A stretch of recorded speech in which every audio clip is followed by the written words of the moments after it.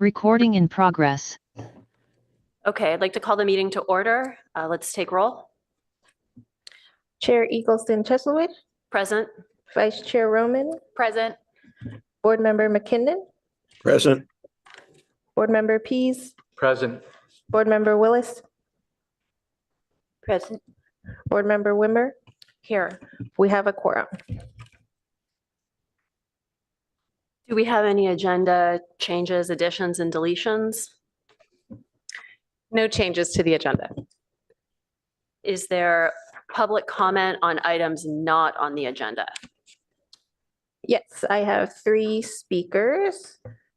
First is Philip Roberts. Okay, and I'd like to just make an announcement before we start with public comment. Because of the volume of public comments today, we are going to be holding the 3-minute limit pretty strictly out of fairness to all participants. Thank you.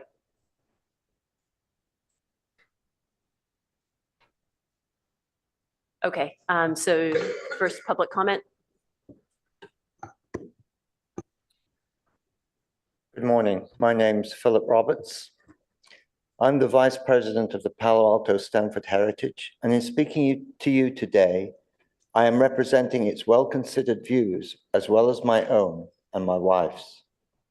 My wife and I are the owners of a house built in 1899, and we are currently undergoing a remodel to increase the size of the house to adapt to the space requirements of our 2 young children. Our house is not listed on any historic register. We both feel that a lot of the value, charm, and character of our surroundings are held in the things that have persevered over time, whether buildings or neighborhoods, things which remind us of the beginnings of our community and our remarkable progress to the present, things which remind us of our notable past citizens or the recognized architects who have worked here. This respect for the value of our historical heritage is why we have chosen to preserve the architectural style and the materials that were natural to our house when it was built. We have the same concerns as all homeowners probably do about someone else deciding to subject our house to the restrictions imposed by being listed. That is why we would like to suggest that the HRB recommends an amendment to the code that makes being added to the historic resources inventory completely voluntary. In conjunction with this, the existing advantages would need to be incentivized to directly educate and involve the homeowners, give them substantial property tax rebates to maintain their valuable historical homes, and make them proud to be part of our heritage. Thank you. Thank you. Our next comment, please. Next is John Kelly. Thank you. Chair, Vice Chair, board members. Might have to lift that. Sorry. Chair, Vice Chair, board members. I'm sorry, I've forgotten your name, sir, but Mr. Roberts, I'd like to associate myself with the comments that Mr. Roberts just made, and he made them much more eloquently than I can, but I want to say essentially the same thing. This item's not on your agenda today. You can't take action on it, but I think the most important thing you can do at your next meeting or at the next properly noticed meeting is to establish an action item whereby you make a recommendation to the city council that the historic ordinance that's going to be used later in the meeting today be amended. And the amendment is simply, the one that I want to speak to is quite simple. It would simply say that no property in Palo Alto goes on the historic registry without the permission and the consent of the owner of that property. I think that would dispel a lot of the public concern about what's happening in this process later today. I think it would rejuvenate actually the consideration of historic properties in Palo Alto generally. And I think I would agree with Mr. Robertson as well. There ought to be a separate action item which would promote very substantial, very well considered incentives for people to be listed voluntarily on that registry. But without the consent of the owners, no property should go on the registry. Thank you. Thank you. And lastly is Benjamin DeChico.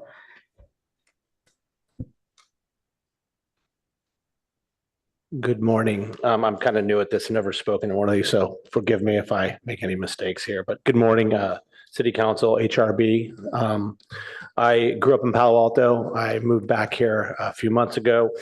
My name is Ben DeCicco. My family, and I know this, believe, is not on the agenda, but possibly in 2024. So I just wanted to show my support. My name is Ben DeCicco. My family has owned a nationally and locally Category 1 property in Palo Alto on University Avenue, the gateway to Stanford. And I was reading about your potentially proposed Mills Act program. And we are very interested in seeing this move forward through the City Council and HRB. Please let me know if I can help or get involved in any way. We've enjoyed our stay in Palo Alto. I want to continue to look at the program and the restoration of properties that are so influential in this community and nationally on the register. Thank you very much.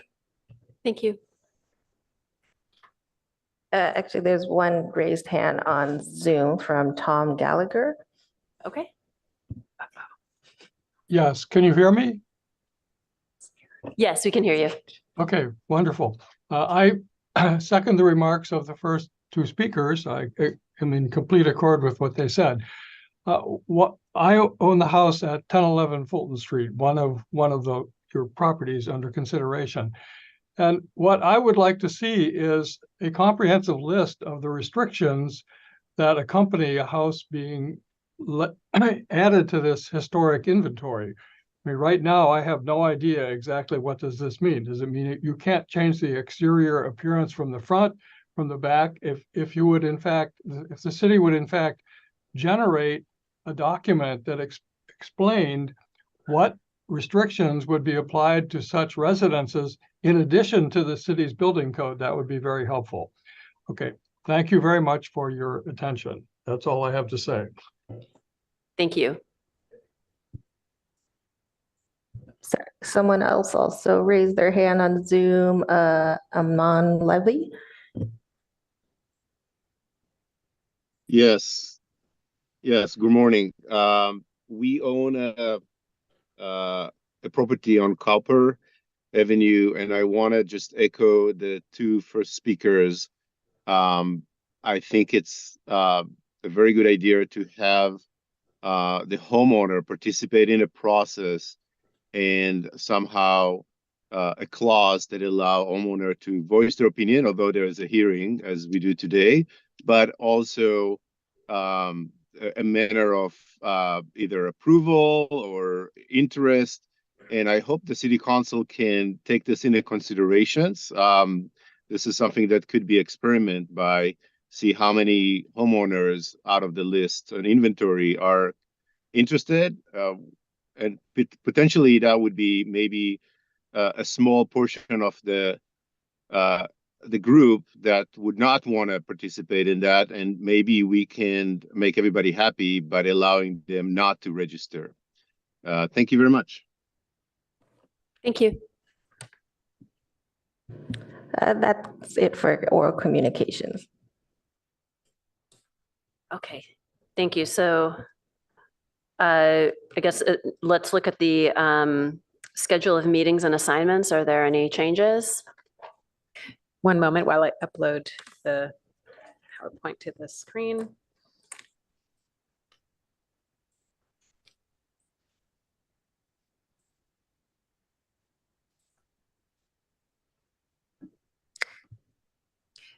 We have the regular scheduled meetings as published coming up in December on the 14th, January 11th, and 25th.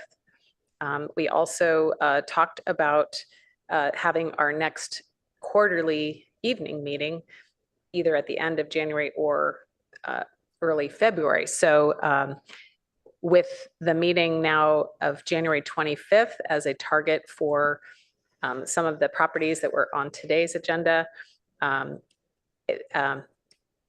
thinking that the quarterly meeting would be definitely in February.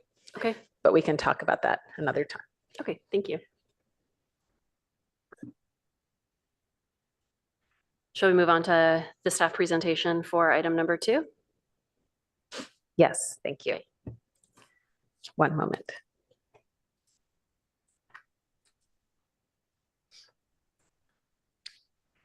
So today is our first hearing date with the Historic Resources Board on the inventory nominations for properties that were identified in the 1997 to 2000 historic survey. Those properties identified as eligible for the National Register that are on file with the State of California's Office of Historic Preservation. And I have with me today consultants from Page and Turnbull and M Group, Barrett Ryder and Isabel Castellano. Sorry, messed it up. On the screen, I'm showing the comprehensive plan of the City of Palo Alto from the land use element adopted in late 2017 that shows the goal L7, that includes a couple of programs. The first, their L711, is to update and maintain the city's historic resource inventory to include historic resources that are eligible for local, state, and federal listing. And historic resources may consist of a single building or structure or a district. The second program on the screen, L712, says reassess the historic preservation ordinance to ensure its effectiveness in the maintenance and preservation of historic resources, particularly in the University Avenue downtown area. So these are 2 adopted goals of our city council. And we, in the past, have talked about and shared with the council our work plan for the HRB. Both of these programs appear on our work plan. And of course, now we're in the first of those, which is to review the eligible resource, previously determined eligible resources for their eligibility for the local register and to seek nominations to that inventory. The latter program is for the second half for 2024. And we've already identified one concern, which is that the ordinance does not say what to do if a property owner objects to having their home placed on the inventory. So that's one of those we've already identified as a need for the ordinance change. So today we have an order recommended, which is, we're in it right now, staff presentation. We'll then receive public comment from the members who are here for item 2. We have a board member, Member Willis, who has a property that's eligible for National Register, who will need to leave this room so we can take, review that property and take action. And the action being a recommendation to City Council and not placement on any property on the inventory today. Again, then we will have Member Willis return and resume with the group considerations. We have several groups and we'll go through those at that time. On the screen in this slide also shows the number of objection letters that we've received. And hopefully I've gotten them all.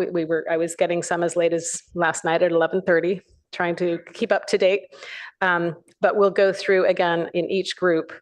And I've told the folks that have sent letters that the plan is to pull them out of the group that the HRB is considering today.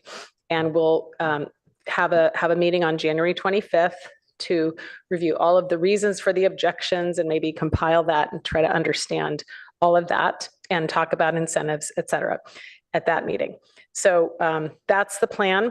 Also note on the screen is the State of California's process, which is providing us a protocol that we consider as our protocol, but it's not, again, written in our code this way, is that the State of California does not require consent of the owner for nomination, but a resource cannot be listed over an owner's objection. The committee that looks at these can formally determine a property eligible for the California Register if the owner objects. So we're not at that stage here because these properties have already been determined eligible for the National Register. So where we are is, looking at this protocol, since we have none in our code, as the example path for going to council in the spring. I have another note on here that I've been trying to count because I've had questions at the community meeting about how many residential properties, single-family residential properties are on our list. And I haven't received all of the data back from staff that are helping on that. But so far of the objections, 12 of those objection letters are for properties zoned R1. So this is of interest in the media and everything else because there's an impression that the catalyst for this is the SB 9 state law that would allow single family zoned properties to subdivide and put 4 homes on the property. And that if it's listed on a register, that's not an option. So this is why this is of interest. But again, I'll say that the impetus for doing this is not SB 9, it's our comprehensive plan policies and programs. And it just coincides with that particular state law as another reason we are interested to know. Okay, so with that, I believe it's time for public comment. Let's start with public comment. And again, as a reminder, there's a 3-minute time limit out of fairness to all participants. Okay. First is Don Jackson. Good morning. The council record clearly demonstrates that the council's primary motivation for this review to update to the historic inventory was to prevent such properties from utilizing SB 9 authorized subdivision. Given this, I've asked staff what percentage of eligible residential properties are subject to SB 9 and have not yet received an answer. So I undertook the time-consuming effort to figure this out myself and figured out that 37% of the eligible properties are not zoned R1 and are thus ineligible for SB 9. Given this, why are these properties still being considered for inclusion? I propose that at a minimum, all SB 9 ineligible properties be removed from consideration unless the property owner explicitly requests their inclusion. Secondly, as a former commissioner on the Utilities Advisory Commission, I learned a lot about the city's decarbonization and sustainability goals, of which I'm a strong proponent. In order to practice what I preach, I voluntarily undertook the electrification of my own home, which after over 3 years is finally complete. The city's existing permitting process has accounted for about 1 year of delay to these projects. I strenuously object to adding any additional reviews, consultations, or limitations to the permitting process, which would be the inevitable consequence of a historic designation of my property. One element of my home's electrification was the addition of PV panels, which necessitated a roof replacement, and one of the best roof materials to support solar panels is standing seam metal. A historic designation may complicate and obstruct a homeowner's PV panel and/or roofing options. And in recent emails, staff states, quote, "There are cases where there may be some discussion for the best location of solar panels from an aesthetic and historic perspective." These additional restrictions on historic homes are in conflict with the city's decarbonization goals. In a catch-22 situation, although my home now has a metal roof and front yard facing solar panels, these restricted on historic home features do not disqualify my home from historic designation. Property owner choice is crucial. If an owner favors inclusion on the historic register, that is absolutely their right. But the current nomination and review process is unfair, burdensome, and stressful to owners that object to their property's inclusion. The involuntary inclusion of an objecting owner's property to this inventory creates a ticking time bomb of uncertainty and stress with no current mechanism to opt out of this multi-month ordeal. Please define a process where a That's property 3 owner minutes. can opt Please wrap out of up. this or future designation efforts without any need for additional hearings or review. Thank you. Thank you. Next is Don Marshall.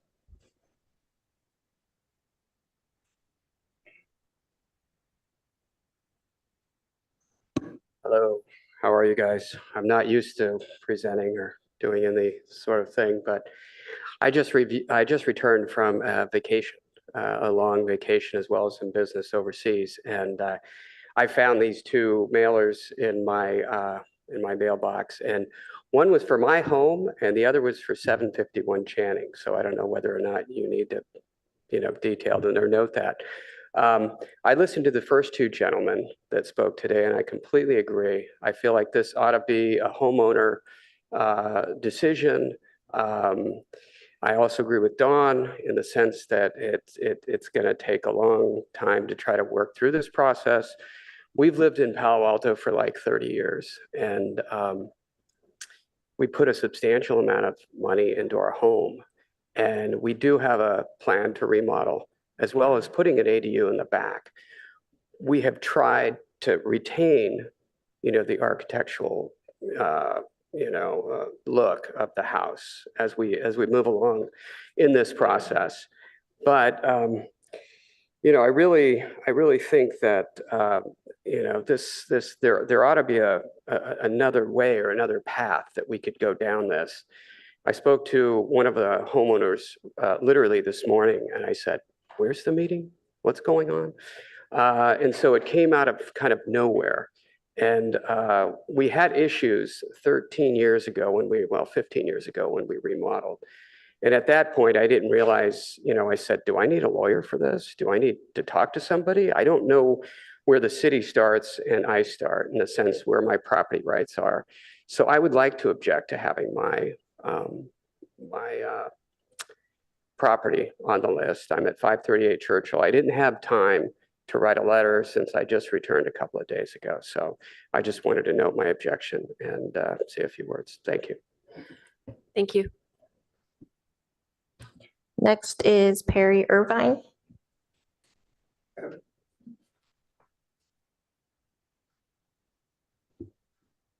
Good morning. You can look out the window. You can look out the window and see our building at 635 Bryant.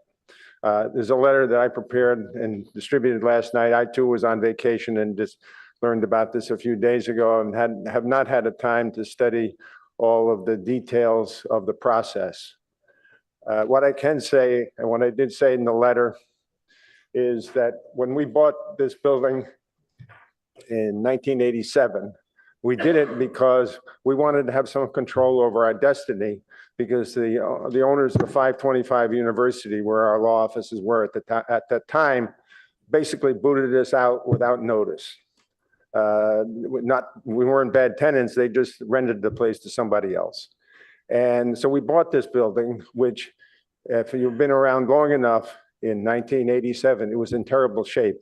Another lawyer named Perry owned it, and also Stanford University owned it. And we bought it, and we completely fixed it up. It had been badly, badly remodeled in the 1950s. And actually, I think Edward Durrell Stone, who designed this building, had his office in there at that time. In any case, we discovered that there was a lot of beautiful stuff inside that building. And we also were able to, the contractor hired a craftsman who basically replicated what it was originally. And we've maintained it ever since. And for now 36 years. At the time that we bought it, we chose not to seek any historic status. We don't want any, and we know there are tax breaks. We want to pay our taxes. We don't want to have somebody, at one time, somebody proposed that there were limitations on what color you could paint a building that was in downtown. We didn't want that. If you look at what we do, and I invite you to come over, and I'd be happy to show you what we did do. without any incentives and without any restrictions imposed by the city or the county other than the normal planning restrictions. So we respectfully request that you not include 635 Bryant because we intend to keep it just the way it is. And otherwise, the only other two people who offered to buy that building in 1987 were commercial developers. One, my former law partner, and another very well-known who were probably going to tear it down, and we didn't. Thank you. Thank you. Next is Carrie Jeffries. Good morning. I didn't intend to speak this morning. I just came to listen to hear about what was happening. But I'd love to give you a little bit of background as to my own experience in Palo Alto. And in 2018, we bought a beautiful house at 975 Hamilton Avenue. I've lived in Palo Alto for 25 years and driven by that house for 20 years and fell in love with it with every intention of staying true to its character.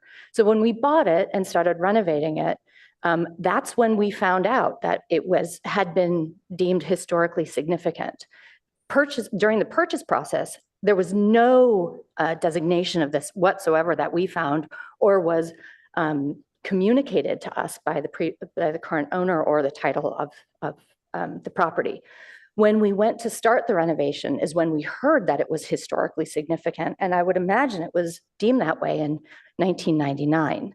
But in your in the write-up here, it says that that project was not finalized. So there was some designation given to it, although we as homeowners didn't understand that when we bought the house. But in good faith, and because we love the house, we worked with the Historic Review Board. It made the process longer, more expensive, but we wanted to keep the nature of the house. And so we went through this. We didn't fight it because actually we believe in working in partnership with our community. We want that stately old house to remain stately and old, but updated. But I think it's kind of interesting how that could have had that designation and we had to jump through those hoops, which we did so willingly, but now it doesn't feel like we're having the same kind of good faith relationship with the city about this process. And understanding fully what I might get out of, having our house deemed historic, which I don't really want to do, because it kind of locks it down in time. So I would beg of you to take a partnership approach to this, and really be forthcoming in what we as residents of these beautiful old homes might get out of this partnership with the city, as opposed to kind of moving forward in the way that it has been with you're kind of get slammed onto a list if you're on vacation or not really in the know. So I really hope that we can move forward and have the people who want to be on this register really excited about being on that register, and other people who really want to step away from it for their own reasons have that opportunity. So thanks very much. Thank you. Next is Darlene Yapley.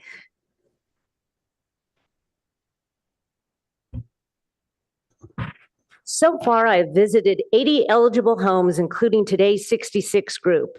I have spoken with many homeowners, some who have directly experienced the drawbacks of city staff reviews and restrictions on major alterations. We love our homes and we have great appreciation for their historical character. This is not the issue. It is whether or not we want to be part of your program. Some homeowners are happy to be listed with the understood implications. Others are not. Homeowner choice should satisfy both groups. We want homeowner choice. We want opt-in, which is the policy of our neighborhood community, Mountain View, section 365470. Initiation of historical resources by the council. The council may initiate the designation by majority of vote, which will begin the review process. The application will be processed only if the owner agrees in writing to such designation. In the Palo Alto Weekly article, October 30th, an HRB member pushed back against the idea voiced by several residents that a historical designation may lower property values. Board member Wimmer at the full July meeting said she talked to some realtors trying to get their perspective on what it means to have a house that's listed on an inventory in terms of saleability. They have said it narrows the buying pool and it is seen as a negative thing.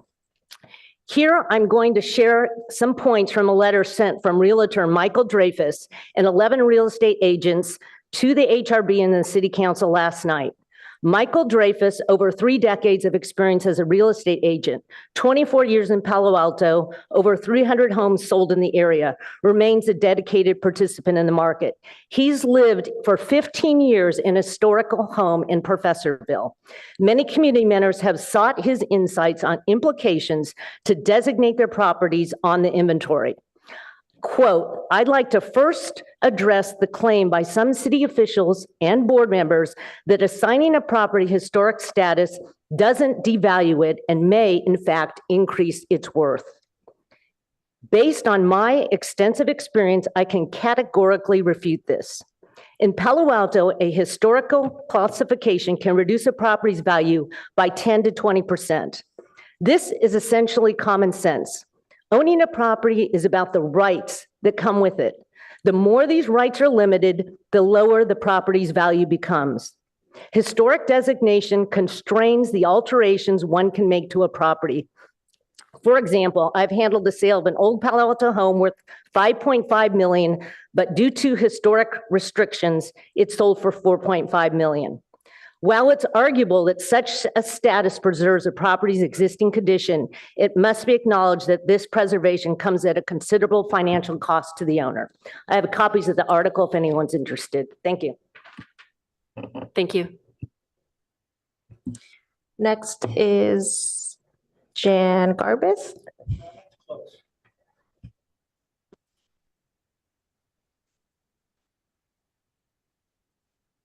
That's my bad penmanship, and it's a lousy last name. Gabus is like my last name. So I am Jan Gabus. I own 243-245 Webster. I do want 243 to be in the historic register. 245 is the shack in the back, and I want to change it to an architecturally appropriate AUD. So bottom line, yes on 243, no on 245. Thank you. Thank you. Next is John Bard.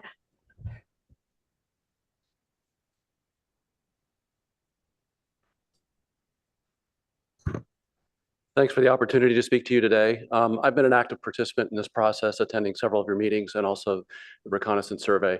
Our property at 947 Waverly is on your list as an eligible property. We've submitted a letter to have it withdrawn from consideration, so I guess we'll be back here in January as well.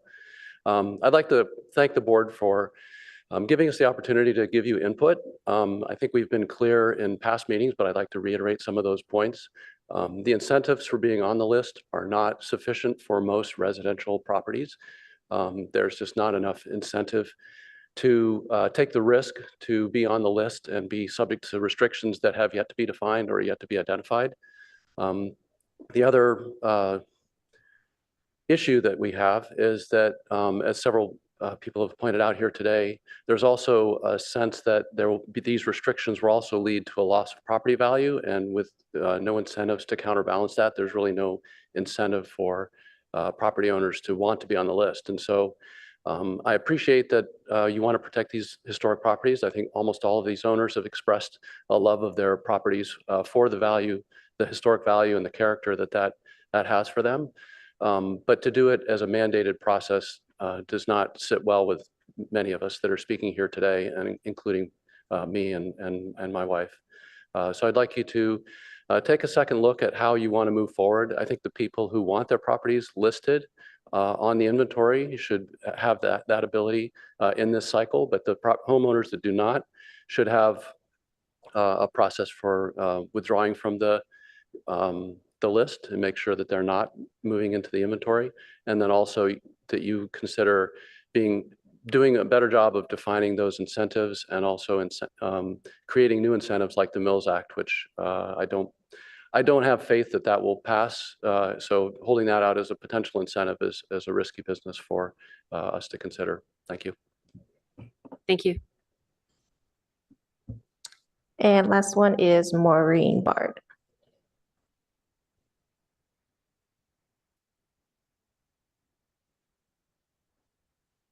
Hello. I, of course, agree with John Bard, but I also agree with almost, I think, every single person who's spoken. No one feels very good about being volunteered to be on this list and being forced to be on it. I treasure historic homes, but I don't think it's fair for the city to expect a select number of us to bear the financial and regulatory burden of maintaining the city's heritage without our consent. Moreover, the selection process seems to be somewhat inequitable and capricious. We will be one of only 2 houses on our block designated, despite the fact that quite a few are over 100 years old. In addition, there are several multifamily dwellings which have fewer restrictions than we do. We potentially could be surrounded by modern development, thus devaluing our particular property. I'm sure you all know that cute Victorian that's stuck behind CVS. Well, we don't want to be that property, and we know that no one would want to pay market rates for a cute historical home in a neighborhood surrounded by others that are much larger. The state national listings do not list properties against homeowners' objections, which has already been pointed out. I've talked to Amy French. She's reminded all of the homeowners that each of our properties is very individual, and we should talk to her and find out what benefits there are for us. And who knows better than an individual homeowner what challenges there would be to being on the listing. We should have a right to have our homes removed if we prefer. Thank you. Thank you. That's all our public speakers. Okay, thank you. So is it time for the first group? Yes, I mean, unless there's a desire for the board to speak to this matter before we start, I think. Board member comments. Yes. Well, I know that you guys all came with somewhat negative feedback, but the part that sticks with me is how positive it was. I just, it's really lovely to hear that most of you, I think maybe everybody, mentioned how much they enjoyed their historic property. And that's really good for us to hear. Thanks. Any other board member comments? No. Okay. Would you like to comment? Sure. Can you tell us what is the process going forward? Yes, the process going forward. So today, as put in the staff report, the recommendation is for those properties that I showed on the screen earlier, and will show in each of the groups that are coming forward today, which ones have submitted an objection letter, that we are pulling those properties out of today's consideration. And those properties are, targeted for a January 25th meeting, at which we will have the ability to compile the many comments and reasons, and it's very rich information that we'll want to include in our report for the January 25th meeting. The other properties that we have not received an objection letter, the board will be free to consider the category that has been recommended on the inventory and prepare, to vote and provide a recommendation to council. What I'll say as well is all of those, still, there's an opportunity for those property owners to submit an objection letter all the way up until City Council, which City Council is the only body that can actually place a property on the inventory. And so that is tentatively in the spring of 2024. So there are 3 more meetings. So there's December 14th, January 11th, January 25th. So all of those meetings, and then potentially we have the evening meeting in February that could have some spillover. So those are all the planned meetings for this process. I hope that answered the question. Yes, thank you, Ms. French. One more question. I was just going, one of the public commenters mentioned that they brought in Mountain View's regulations. Have the board seen other cities' examples? The board has not, as a group, studied other cities' examples. We are interested in knowing a little bit more. We know a little bit about Mountain View because they created their register in 2005, and they allowed owners to delist within 6 months. So after the list was made, that's how we understand what they did. It did require the owners to speak up, right? So it wasn't just anyone who wants to be on the inventory, come tell us, it wasn't that kind of a process. So it was a longer timeline than what we're doing here. So I know that there's we know a little bit about Mountain View. I'll just leave it at that. Yeah. And yeah. Basically, I was just kind of wondering if it would be worthwhile for the board to also have some idea of what some other cities' regulations are. And that's entirely up to the board, but I thought I would suggest that. Thank you. Thank you. I think that's a good idea to have information on the other cities there are some very successful cities such as Pasadena and San Diego who have many historic resources. So it would be interesting to learn more about those cities in particular. Yes. I do want to say that as individuals, many of us have looked at other city ordinances. It hasn't been a whole board study group at this point, but we have, as individuals, looked at them. And I'd also like to add, we do look at what particularly the process is for the state register. Okay. With no more public comments, we'll move on to the first property.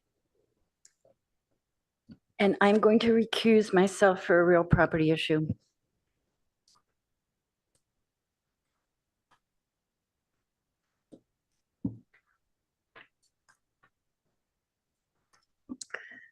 Okay, so the first property is taken in isolation here today due to a conflict of interest of a board member who is not present.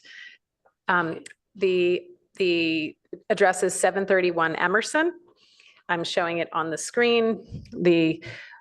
All of the nomination memos and the DPRs are in this very large packet. And if some of you in the audience have not seen if you have a property on this today's agenda and you haven't seen your forms, I'm happy to email them to you so you don't have to wade through this very large packet, or you're welcome to come and take a look at this paper packet I have right here. In any case, so the picture on the left is the black and white from the 1997 to 2001 survey. And the picture on the right is the picture that Barrett over here took for the memo that is also attached. So I'll let Barrett speak to this and answer questions that anyone may have. Just for reference for the larger groups, we're going to be speaking to the group collectively, correct? That's right. The group after this, we will have we'll have one more individual, then we'll begin the groups. Okay. After Chair Willis returns. Yeah, so since this is the first one we're reviewing, I think I'll just do a little bit more information. The way that these nomination forms have been assembled, there's a 1 to 2 page kind of first portion that Page and Turnbull put together. And then behind that is appended the original DPR from 1997 to 2001. So that has kind of the previous documentation for which the property was found eligible for the National Register, that this kind of first 2 pages then references, or in some cases there's a HRE, a historic resource evaluation appended. So for this property, there's a first section that's the 1997 to 2001 survey update summary. We just kind of summarized the previous reasons the property was found significant. Then there's the 2023 reconnaissance survey summary. That's when the photo was taken and when we went around and looked at every property. We determined if there'd been any alterations since 2001, and that's just kind of briefly summarized there. And we made a recommended revision to the significance, either if we found that one of the previously identified criteria didn't really apply or didn't really fit the Palo Alto criteria very well, or if there were any best practice updates. One of the things that we've seen through a lot of properties is often the original surveyors, Dames and Moore, they would provide a date range for the period of significance. That's something that we've sort of moved away from in preservation. Often we'll assign a single year. It really helps property owners understand what time period their property is significant for. And if there is some question about an original feature or an alteration, this kind of helps hone in on that, like original architectural features or something from the time period the person lived there, et cetera. So that's all summarized. And then the last section, the third section, is the recommendation for listing in the Palo Alto Historic Inventory. That's where we list the criteria that we're suggesting the property is listed under that corresponds to that previous National Register criteria. And then we also include a statement of significance that just kind of summarizes the significance of the property. So this building is an early and notable example of the Queen Anne style that was built by an important local builder, H.L. Upham. So that's kind of just summarized there. And then we recommend it for a category 2 listing. Thank you. Thank you. So then we make a motion to advance it to council. Yes, I think it would be great for each of these groups, and this one in particular, to note the recommended category as your concurrence to the category that has been recommended, as well as the nomination for council consideration of placement on the inventory. Okay.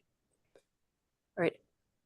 So I'd like to make a motion to advance this under the category recommended to consideration by council. I second the motion. And you want us voting individually? Yes. Okay. Chair Eagleson Chesterwood, Yes. Vice Chair Roman, Yes. Board Member McKinnon, Yes. Board Member Pease, Yes. Board Member Wimmer. Yes. Motion carries 5-0. Okay, thank you. Before we move on, shall we retrieve Board Member Willis? Yes. Thank you.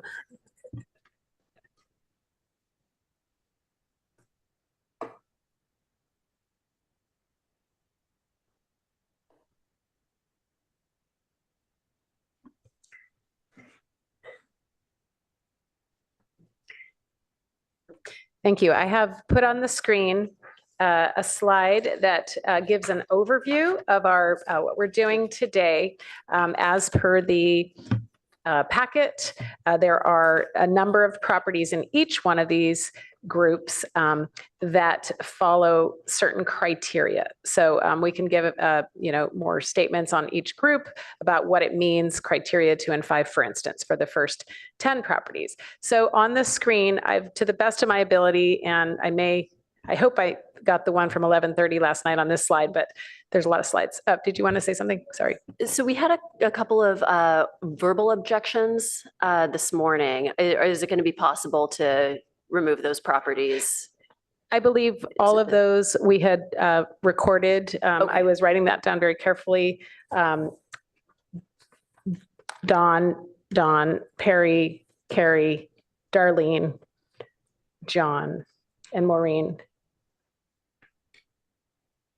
I believe all of those, we had previously received their objections letter. Okay, and they're among the. I think there was one additional at 538 Church Hill.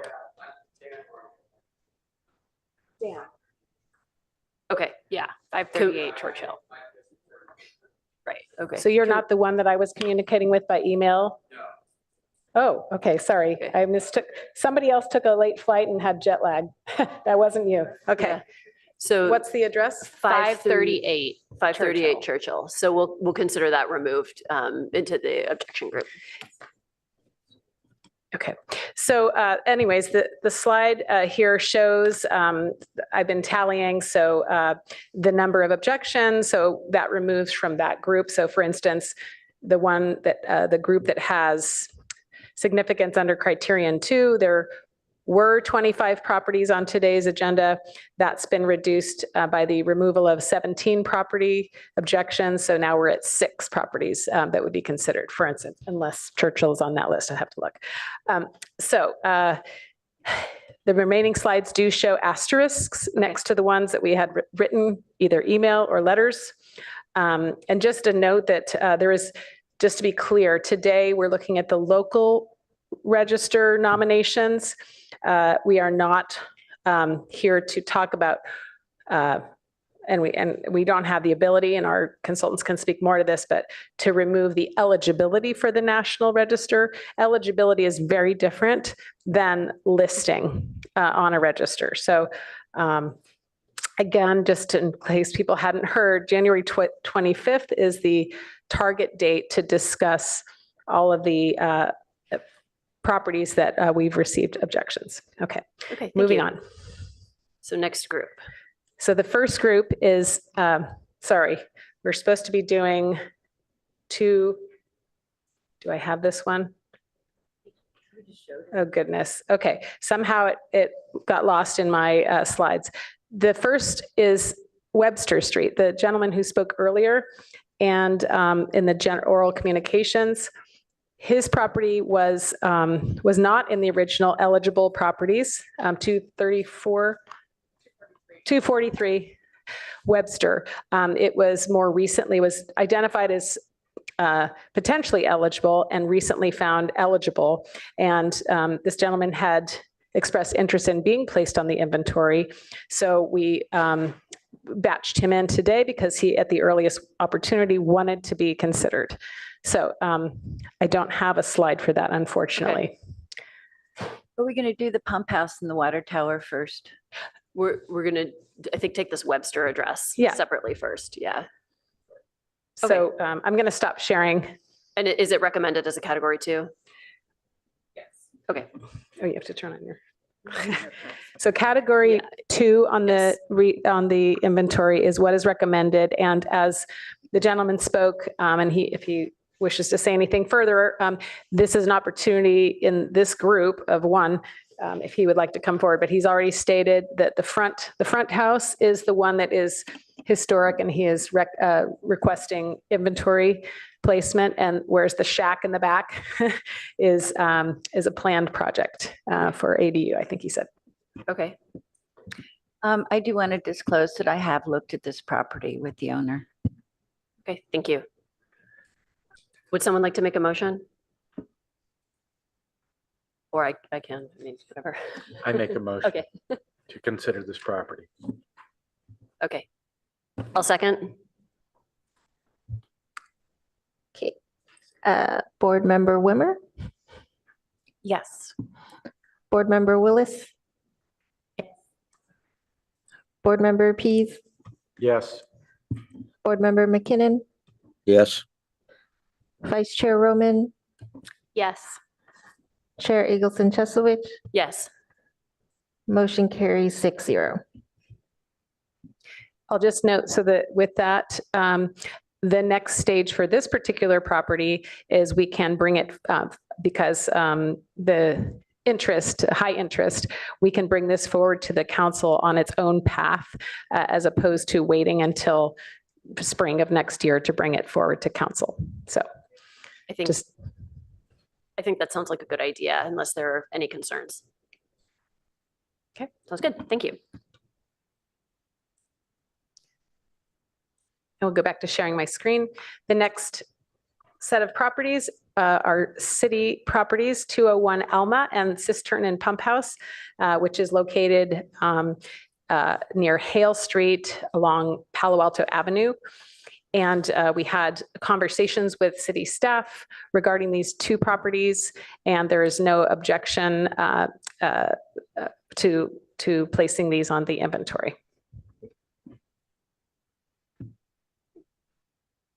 Well, long overdue, and I'm really happy to see this happening.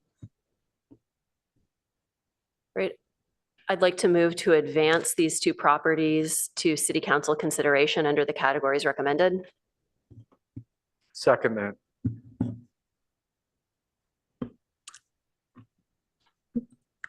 Chair Eagleson Cheslowik, Yes. Vice Chair Roman, Yes. Board Member McKinnon, Yes. Board Member Pease, Yes. Board Member Willis, Yes. Board Member Wimmer. Yes. Motion carries 6-0. Thank you. The next set of properties is these 10 private properties eligible under criterion 2 and 5. The two properties at the bottom have the red asterisk next to them. I thought I would mention that each time we've received an objection letter, I have gone and looked up the zoning of that property, and that's what you see in next to the address in the table in each case. So we know what we're up to. All right, so the one that recently came, 538 Churchill, is not on this set. So we just have two properties removed from consideration for today. 3, because Emerson's already been done. Correct. That's why there's no asterisk, because there was no objection.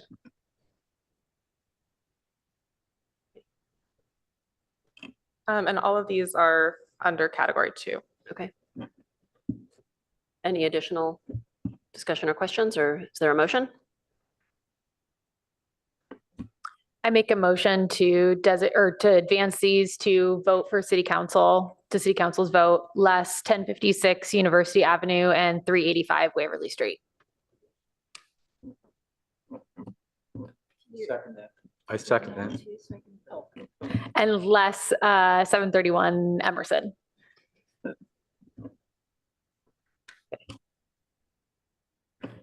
And Board Member Pease second. Yeah, okay.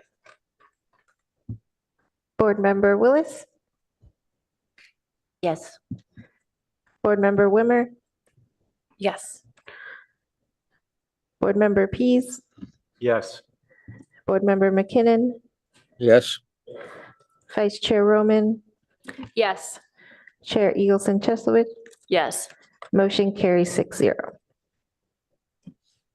Again, for the record, if anyone is just tuning in, these properties on the screen have been nominated to the city's register. Action will not take place until council reviews these, and we welcome letters up until that time and conversations. Thank you. I'll move on to the next group. This is a group of formerly 25 for today's consideration. You can see there are a number of asterisks on the to the left of the address. These are under criterion 2, which is particularly representative in architectural style or way of life, important to the city, state, or nation. And you can see the zones are noted in each case for the asterisk properties. And then I just want to say that all of these, with the exception of one, are category 2. 669 Channing is a category 3 recommendation. Okay, thank you.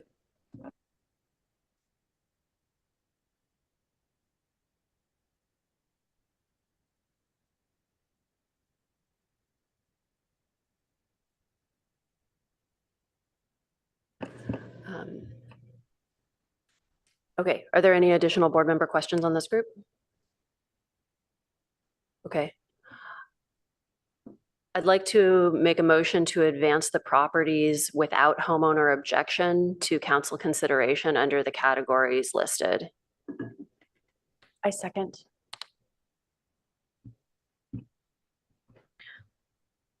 Board Member Wimmer, Yes. Board Member Willis, Yes. Board Member Pease, Yes. Board Member McKinnon, Yes. Vice Chair Roman, Yes. Chair Eagleson Cheslowik. Yes. Motion carries 6-0.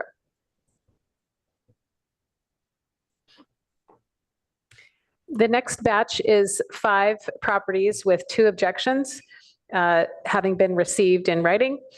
And again, to the audience, the folks who still are here, if anybody would like to, is in each of these groups that would like to come to the podium and speak to this particular group because you're on the group, you're welcome to do that. But yeah, these are for criterion 2 and 6. And all of these are recommended under category 2. Are there any questions or comments? Okay, is there a motion? I motion to advance these properties less 162 Bryant and 1590 California Avenue to vote by City Council. I'll second. Board Member McKinnon, Yes. Board Member Pease, Yes. Board Member Willis, Yes. Board Member Wimmer, Yes. Chair Eagleton Cheslowich, Yes. Vice Chair Roman, Yes. motion carries 6-0.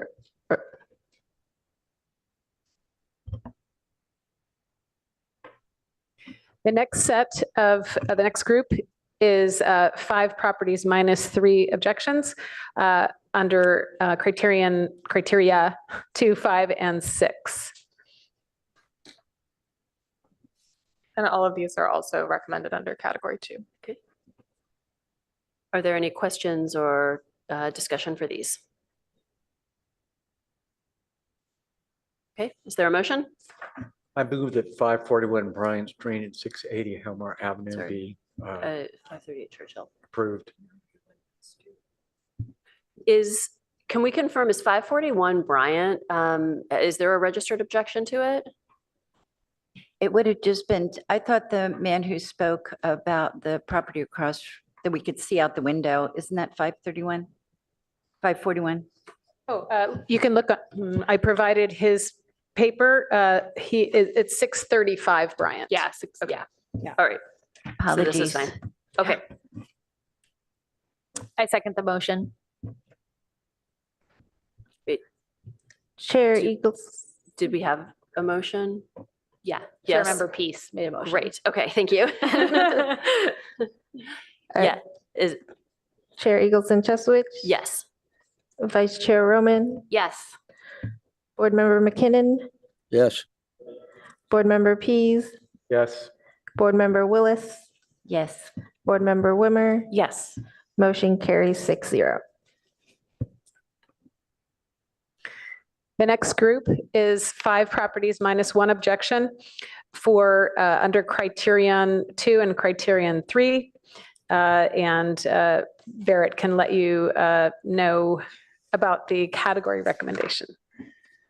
So 904 Bryant is recommended as a category 2, and the remaining 3 on Cornell and Webster Streets are category 3. Are there any questions or discussion on this group? All right, I'd like to move to advance all of the properties except for 630 Lincoln Avenue to consideration by council under the categories recommended. I second the motion. Board Member Wimmer, Yes. Board Member Willis, Yes. Board Member Pease, Yes. Board Member McKinnon, Yes. Vice Chair Roman, Yes. Chair Eagleton Cheslowich, Yes. motion carries 6-0. The next group is 4 properties minus 3 objections for designation under criterion, Palo Alto criterion 3. And it's category 3 on the local inventory is the recommendation.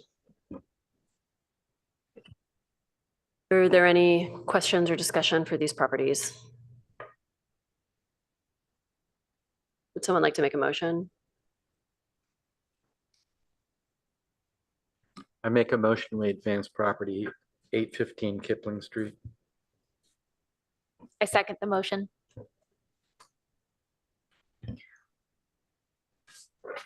Chair Eagleton Cheslowich, Yes. Vice Chair Roman, Yes. Board Member McKinnon, Yes. Board Member Pease, Yes. Board Member Willis, Yes. Board Member Wimmer, Yes. motion carries 6-0.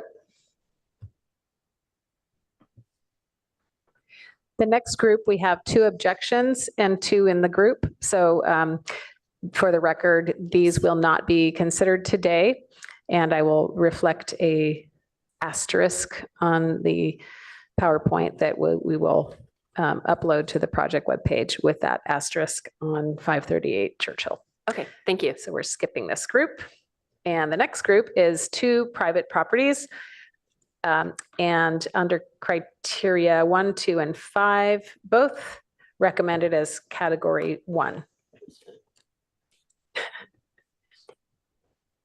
All right. Are there any questions? I just want to comment that I'm really happy to see the Stanford Hospital building put on there. It's certainly a landmark in town, and they did such a nice job renovating it and preserving it. And I'm really glad it will be on our inventory.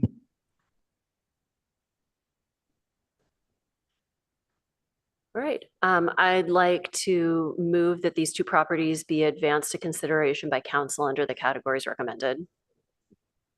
Second.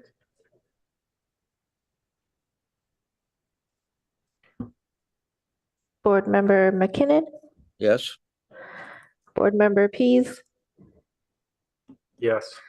Board Member Willis, Yes. Board Member Wimmer, Yes. Vice Chair Roman, Yes. Chair Eagleson Cheslowich, Yes. motion carries 6-0. The next group are a group of 2 under criterion 1 and 6. I believe we do have a representative of the owner of the Alta Vista Cemetery here. We spoke with her earlier, and so I don't know if she's interested in speaking to this, but in any case, Yes. category 2 is recommended. Okay, thank you. Are there property owner comments on this issue? There are no objections. Okay. I think we have a comment though. Yes. First of all, it's not Alta Vista, it's Alta Mesa. And I do believe some of the statements that are written in your are very inaccurate that need to be, oh, sorry. I do believe some of the statements in your report are very inaccurate. I've been there 43 years. I know quite a bit of the history of the cemetery for me being there that long.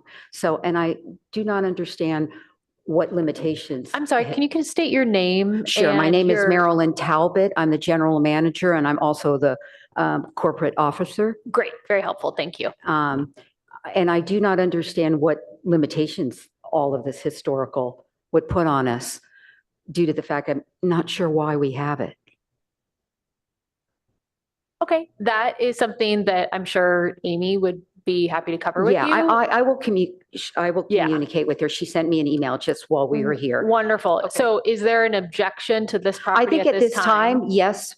Okay. I will object to it due to the fact I just don't know what significant it will do to us. Okay. Okay.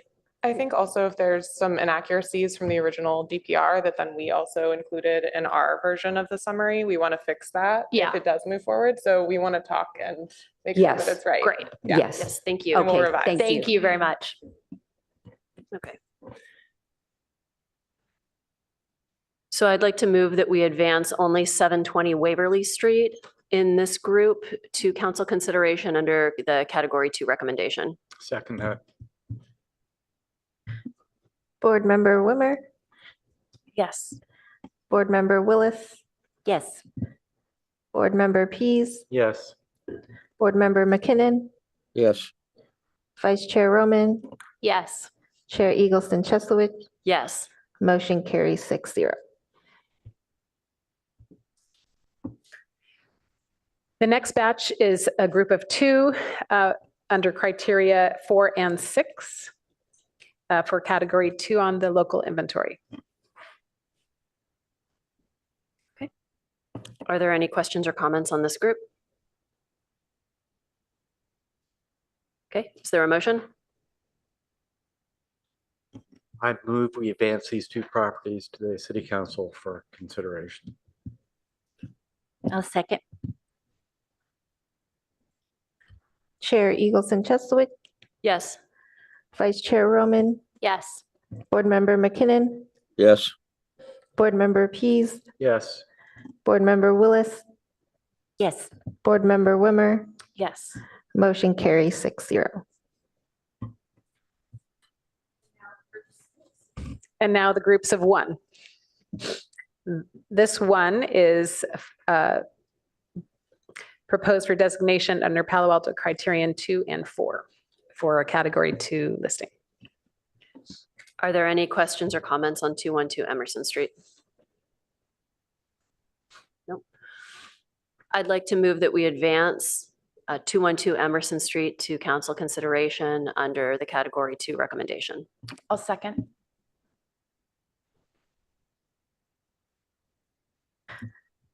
Board Member Pease, Yes. Board Member Willis, Yes. Board Member Wimmer, Yes.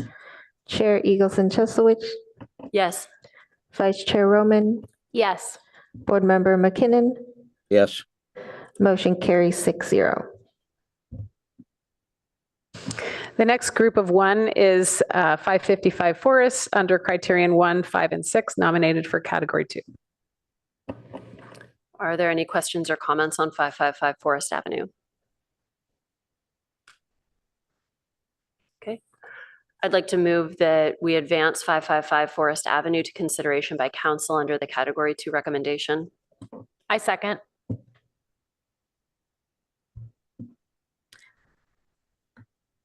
Board Member Wimmer, Yes. Board Member Willis, Yes. Board Member Pease, Yes. Board Member McKinnon, yes, Vice Chair Roman, Yes. Chair Eagleson Chesowich, Yes. motion carries 6-0.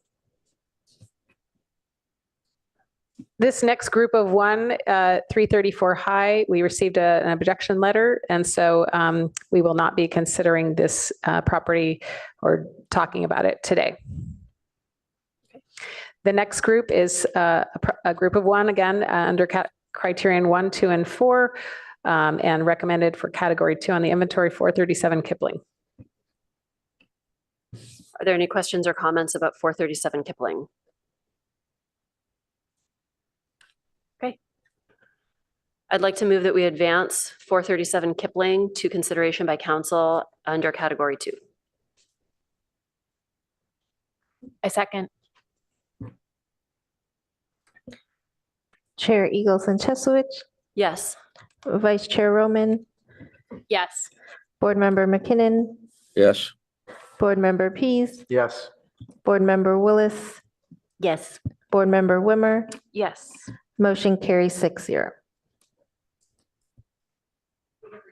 We have reached the end of our groups for today's meeting. Again, we have the list of all of the objection letters. I've crossed them out here for today's purposes, but they will all have the opportunity to be recognized as objections and discussed on January 25th is the plan, unless there's a different alternative proposed. Okay, thank you.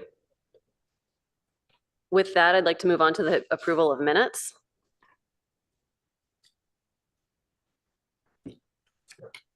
The first group of minutes we're looking at is from the August 24th, 2023 meeting. Are there any corrections?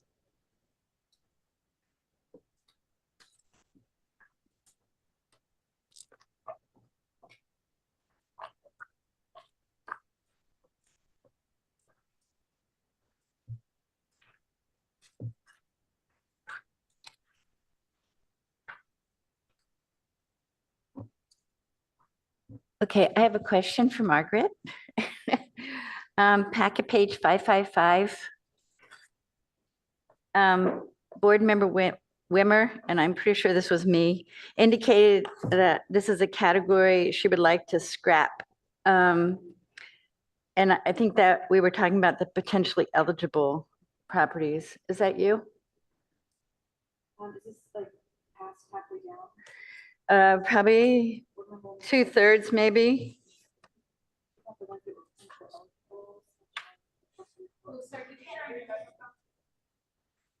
We're talking to ourselves. Yeah, I'm Trying just to trying to remember. clarify which statement she's trying to, oh, I see it now. Yes, I wouldn't have said that, so I think that might have been you. You would have. I don't recall saying that.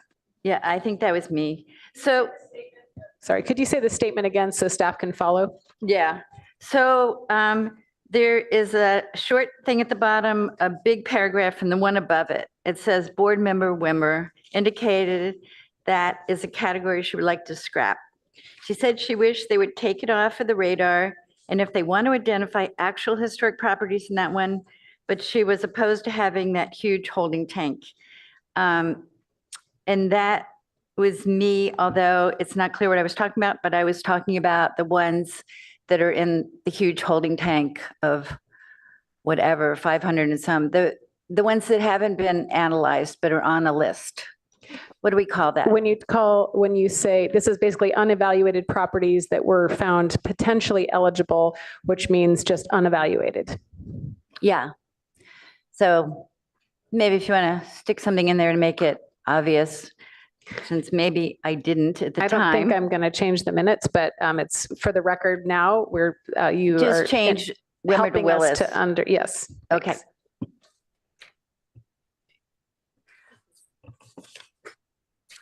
I'm going to resist the urge to correct missing words and things. Okay. Okay. Any additional board member corrections? Okay, is there a motion to approve? I move to approve the minutes, including Chairperson Willis's comments, corrections. I'll second. Oh, I think voice vote is You can vote. fine. Okay. All in favor? Aye. Aye. Aye. Then moving on to the approval of the minutes from September 14th, 2023. Are there any corrections?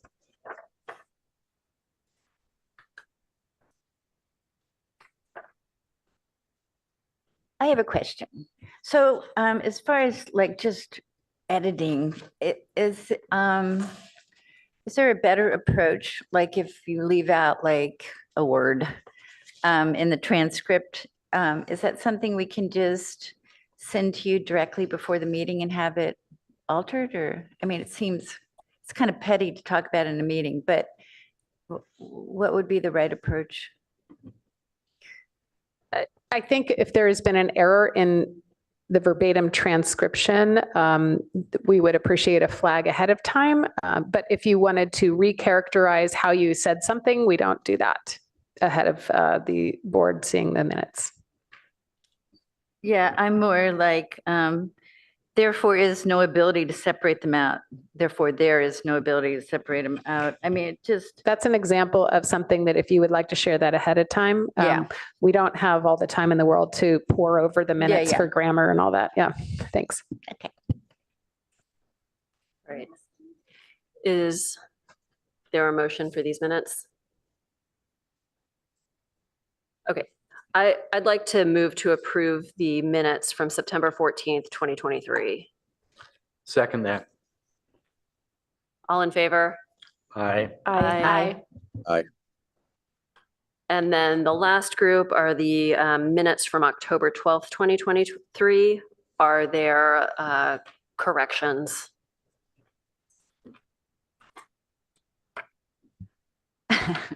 So page 582, Amy, second paragraph from the bottom. So when you talk about the fees charged, 1, 2, 3, 4 lines down, the historic city planner, but did have the ability to develop an entire report or did not have an ability to develop an entire report? I'm sorry, I just wrote down which area you said. I'll have to. I'm sorry. Yeah, I'll have to look at that later. Okay. But if it we can listen to the tape and see what it was exactly that was said. Okay. And correct it if it is an error. Thank you for calling our attention to that. All right, is there a motion for these minutes? Okay, I'll make one. I move to approve the Historic Resources Board draft minutes of October 12th, 2023, potentially with the correction mentioned based on review of the transcript. I'll second. All in favor? Aye. Aye. Okay. So then, are there additional comments or announcements for future meetings or about board business? I actually did have one question and I meant to ask it earlier, and I apologize that I didn't, but in regard to the homeowners that have expressed an interest to not have their property on the list, I know we are going to can we maybe create a new category of those properties? Because I'm just thinking in the event that one of those properties changes hands, gets sold to, a new homeowner who would like to then enlist the property on the historic register. I don't want to miss out on that opportunity. So would those properties still maybe remain on the deemed potentially eligible list? Can we keep that as a sort of a category? Or once the current homeowner says, I'm not interested, are they no longer even considered in the future? Okay, so I'll answer that. The only categories available on the inventory are category 1, 2, 3, and 4 per the ordinance. We have to stop using the word potentially eligible because those are basically unevaluated properties. The eligible properties deemed eligible for National Register in the year 2000 and sent to the state for their record database are forever eligible for National Register unless they're torn down or compromised and somebody calls that to our attention. That list is not changing. The other list that's not changing is potentially eligible for, I guess, the California Register. And as well, we have identified properties that are eligible for the local register through this process. So that's not on a list, on a register of any kind, except that it's, eligible. So again, there's nothing in our ordinance that says what to do about deemed eligible properties. That's not in our ordinance at all. But the record is there for people to find. So for instance, after this process, on like the parcel report, if someone looks up the parcel report of their property, and when it says historic category listing, would there still be sort of a footnote there that says that? It would not change from today. If it is still eligible for the National Register, that will still be a note on the, on our, because that hasn't changed. Even if council does not place them on the local inventory, that doesn't change that it's eligible for national, and unless something changes on the property that renders it no longer eligible. So the homeowners declining to move their house forward, that doesn't change that fact about the house? Correct. Okay, thank you. Any other questions or announcements?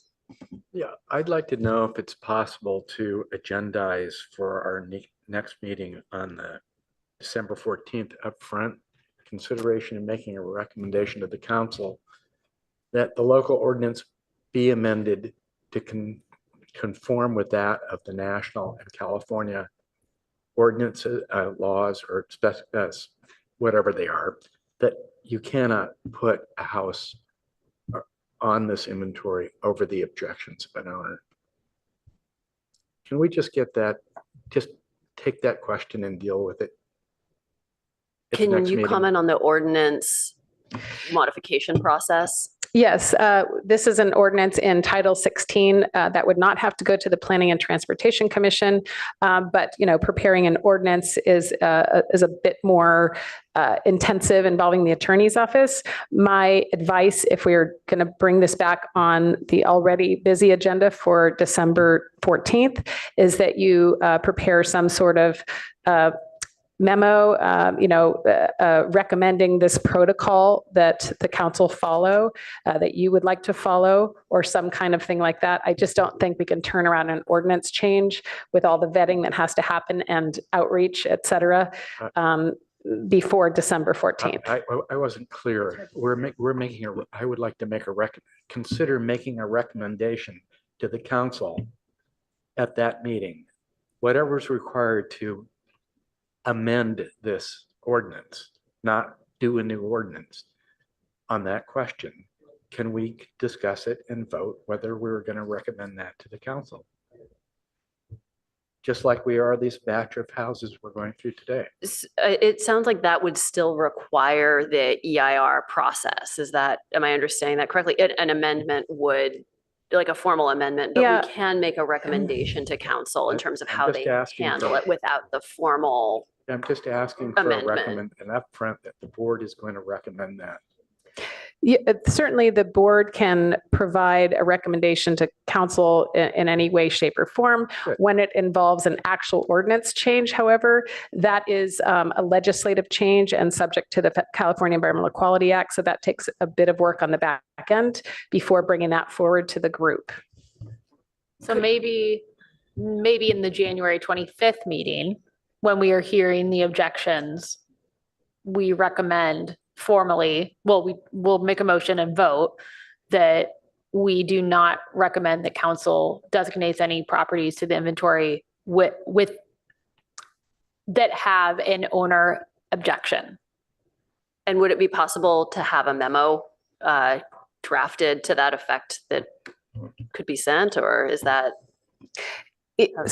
I think it's important that we do document, and we have basically in verbal statements in these community meetings and in these hearings of certainly staff, and I'm on record in the newspaper as well, saying, this is the protocol of the state.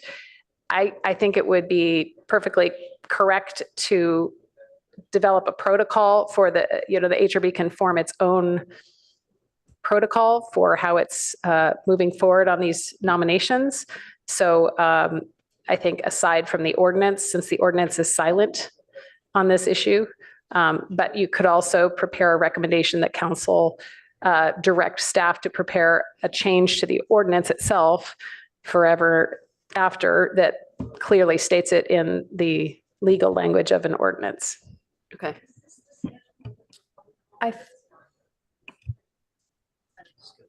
No, we don't need it anymore. Darlene, I'm happy to have a conversation with you after this if you'd like. I'm not sure this is. Yeah. So we might. This is just a question of agendizing. Yeah, this. agendizing. Yeah. Yeah. So we'll stop now on this item because it's not agendized. Thank you. Okay.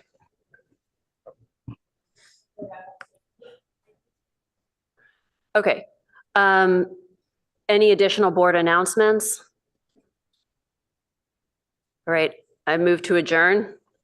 I second. All in favor? Aye.